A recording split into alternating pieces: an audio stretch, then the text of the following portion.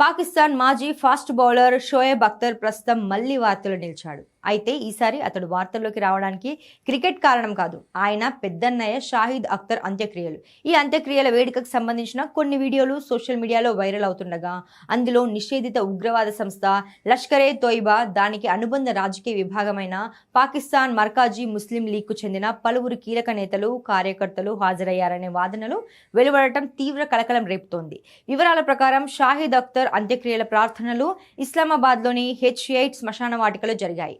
Social మీడియాలో viral అవుతున్న వీడియోల ఆధారంగా పాకిస్తాన్ మర్కాజీ ముస్లిం లీగ్ అధ్యక్షుడు ఇనామ్ ఉర్ రెహమాన్ తో పాటు పలువురు అనుమానిత వ్యక్తులు ఈ జనాభాలో పాల్గొన్నట్లు తెలుస్తోంది. ఈ వీడియోలను PMML అధికారిక ప్లాట్ఫామ్లలోనే షేర్ చేసినట్లు నెటిజన్లు పేర్కొంటున్నారు.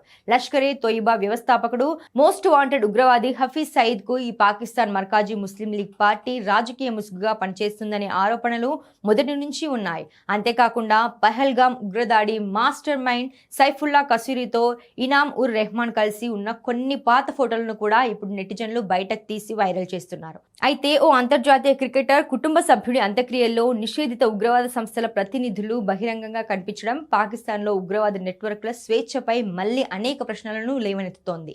పాకిస్తాన్లోని కొన్ని నిషేధిత సంస్థలు వేర్వేరు పేర్లతో రాజకీయ వేదికల ముసుగులో తమ కార్యకలాపాలను యథేచ్ఛగా కొనసాగిస్తున్నాయనే అంతర్జాతీయ ఆరోపణలకు ఈ ఘటన మరింత బలాన్ని చేకూర్చినట్లయింది.